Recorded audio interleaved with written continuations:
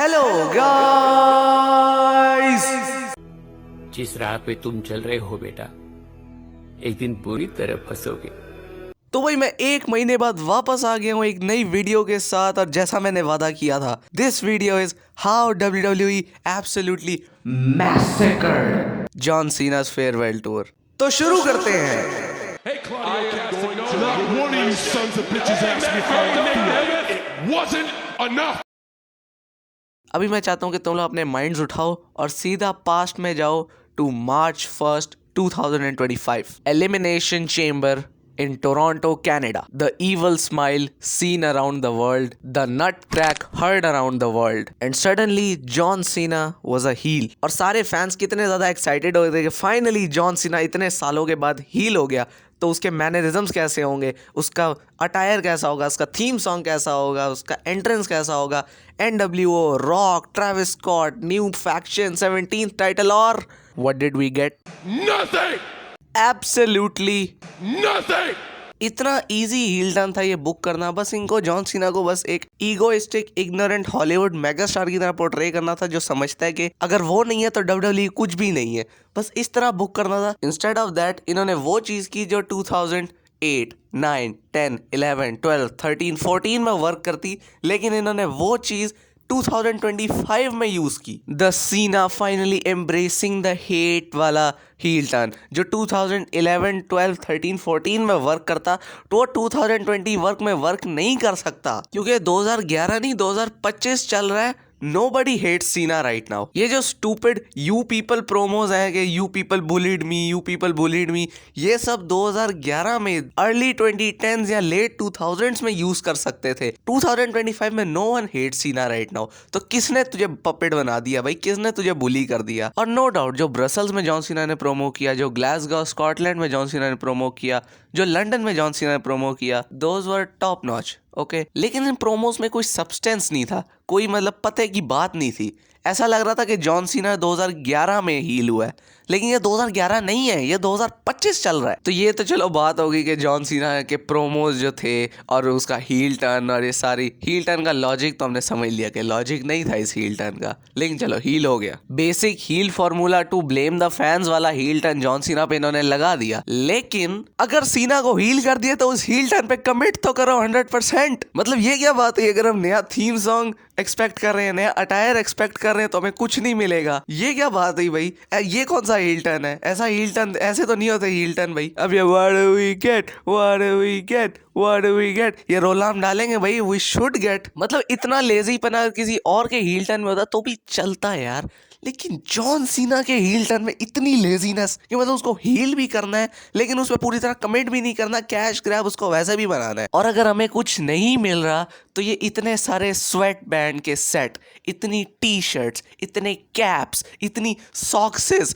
John Cena ने आज तक सॉक्सेस नहीं बेची, लेकिन हील होने के बाद जब अपेरेंटली वी गेट नथिंग, तो इतनी सारी सॉक्सें हमें मिल रही हैं जॉन सीना की। सॉक्स, हिसाब लगाओ, जॉन सीना की सॉक्स जो वो खुद हर वीक पहन रहा है, और इतनी पूरी सॉक्स। इतने सारे नेवर गिव अप और लास्ट टाइम इज नाउ वाले हमें तौलिए मिल रहे हैं। इनको क्या करें, इन तौलियों का हम लोग कहाँ लटकाएं इनको? इनसे बदन भी इंसान साफ नहीं कर, मुंह तक इनसे साफ नहीं कर सकता एक इंसान। और हर अपीयरेंस पे जो कस्टम टाइट कंट्रोल उदय। अच्छा बस आगे वाले पॉइंट पे चलते हैं। और ठीक है, WWE ने जॉन सीना के कार्टून कैरेक्टर विलन बना दिया, लेकिन उसके बाद एक और बहुत बड़ी प्रॉब्लम आ जाती है, द मैचेस। और उन मैचेस से भी एक बहुत बड़ी प्रॉब्लम, उनकी एंडिंग्स।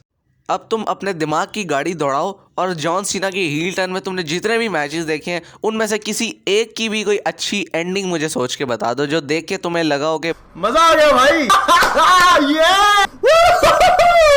दिमाग में आई नहीं आई ना, क्योंकि है ही नहीं, किसी एक मैच की भी क्लीन फिनिश नहीं है। और चलो ठीक है, वो हील है, उसको चीट करना है, चलो ठीक है मान लिया, लेकिन चीटिंग के भी तो कुछ क्रिएटिव वेज दिखाओ यार। एक लो ब्लो, एक टाइटल शॉट, मैच खत्म। और उससे भी बुरी एंडिंग तो रेसलमेनिया 41 के मेन इवेंट वाले मैच में, ट्रेविस स्कॉट। क्या बोलूं मैं इस पे, क्या बोलूं क्या मैं इस पे, मैं कुछ बोल ही नहीं सकता। और जहां इस हील टर्न पे हमें इतने ग्रेट मैचेस मिलने चाहिए थे, multiple matches against Randy Orton, Cody Rhodes, CM Punk, AJ Styles, उसकी जगह में क्या क्या मिलता है? नो डिसरिस्पेक्ट, बट 2 मैचेस इस हील टर्न के against R Truth. Okay, no disrespect to R Truth, लेकिन ये जॉन सीना के फेयरवेल टूर वाले मैचेस नहीं है। और 3 मैचेस ईदर विद और अगेंस्ट लोगन पॉल। और नो डाउट जो मैचेस का मैंने पहले बोला कि Randy Orton, CM Punk, AJ Styles, Dominik, ये मैंने बोला है, ये मैचेस हमें मिल चुके हैं। लेकिन इतने लेट स्टेज पे या तो हमें ये मैच मिले हैं, या तो इतनी पिस पुअर राइटिंग और इतनी पिस पुअर स्टोरी लाइन्स के साथ ये मैचेस हमें मिले ना, मैं क्या बताऊं। मतलब छुरी रख के हलाल कर दिया इन मैचेस को बॉल्ड फ्रॉड्स ने। और मैं ये कहना चाहूँगा कि जिसने भी जॉन सीना की ये पूरी स्लेट बनाई ना जनवरी से लेकर दिसंबर तक की, ये स्टोरी लाइन्स होंगी और ये मैचेस होंगे, उस बंदे को पकड़ो, उसको उल्टा करो, 50 जूते मारो उसके पीछे और फिर गिनती भूल जाओ और 1 से स्टार्ट करो, और ये उसके साथ 5 घंटे तक हो जाना चाहिए। लेकिन पहले ये पता लगाओ कि जिसने भी जॉन सीना की पूरी स्लेट, पूरा जनवरी से लेकर दिसंबर तक पूरा रिटायरमेंट टूर, हील टर्न वगैरह प्लान किया है, ये जलील का बच्चा है कौन? भाई एक पॉइंट और मुझे जॉन सीना के प्रोमो से रिलेटेड ऐड करना था, मैं पीछे ऐड करना भूल गया था। जब भी जॉन सीना को कोई क्राउड से गाली देता, जब वो प्रोमो कर रहा था हील जॉन सीना को, तो वैसे रिएक्ट नहीं करता था। वो एक टीचर नहीं होता स्कूल में, जब भी उसके कानों में कोई गलत बात पड़ती है या फिर कोई गाली शाली वो कहीं से सुन लेता है या अपने बारे में कोई गलत बात सुन लेता है, तो ऐसे रिएक्ट करता है कि हम तो सिखा ही नहीं रहे, ये तो घर से सीख के आ रहे हैं, हम तो सिखा ही नहीं रहे, इनको तो घर वालों ने सिखाया है, ये तो वही बदतमीज, ये तो घर वाले सिखा रहे हैं, हम तो सिखा ही नहीं रहे।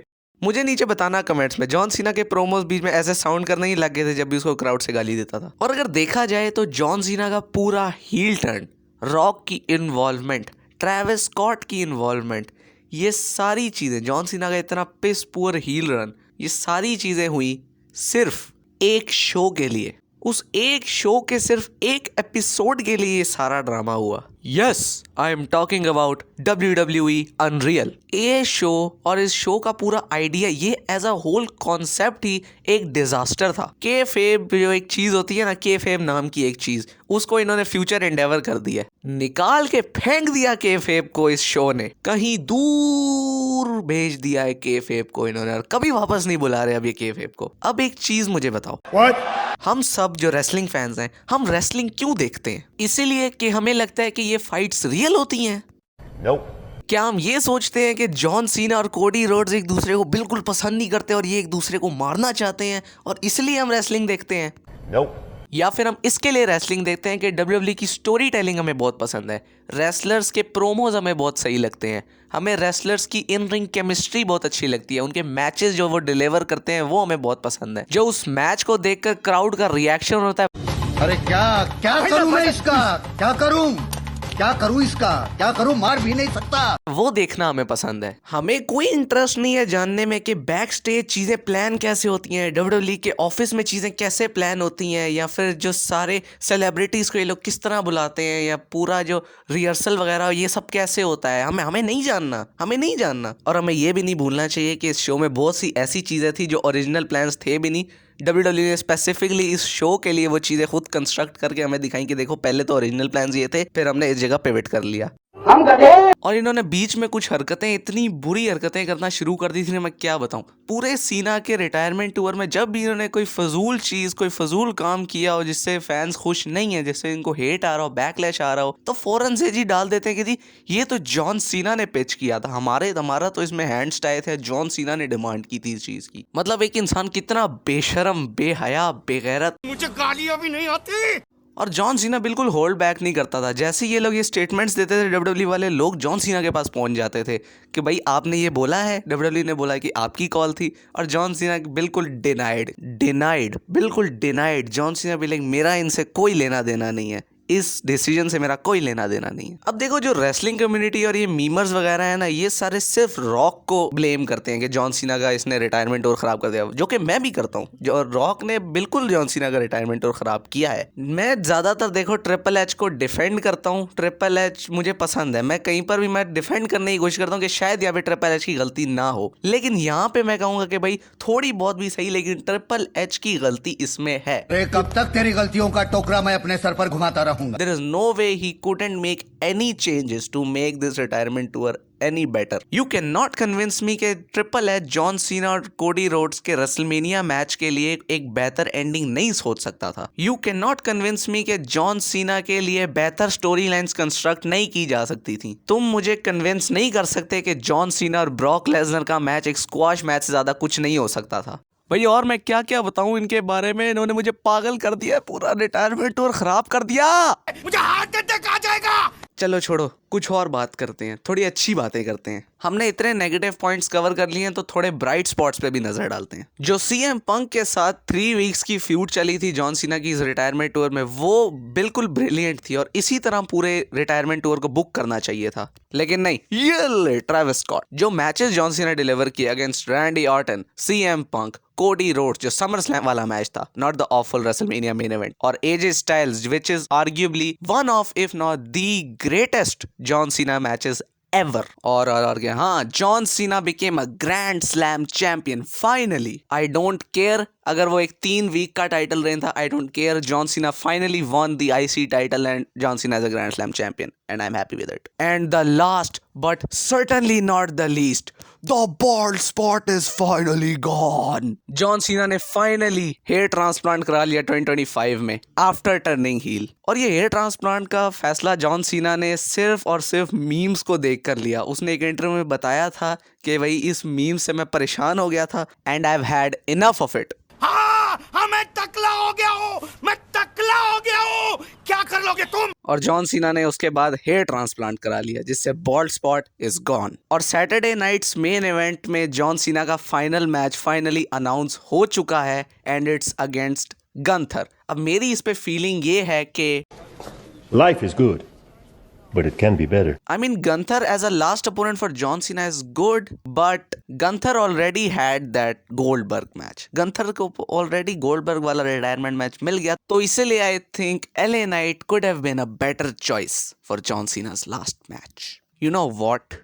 चलो इस पूरे पेपर व्यू की predictions करते हैं. Yes, bonus content. तुम्हें मैं बोनस कंटेंट दे रहा हूं, इसके लिए तुम्हें सब्सक्राइब करना ही पड़ेगा. जॉन सीना वर्सेस गंथर, जो कि इस पूरे प्रीमियम लाइव इवेंट जो काइंड ऑफ ये है Saturday Night's Main Event is John Cena's final match. So this is a pay per view, okay, this is a PLE. ये मैच इस पूरे पेपर व्यू को किक ऑफ करेगा. स्टार्टर मैच है ये, और ये जॉन सीना का ही डिसीजन है.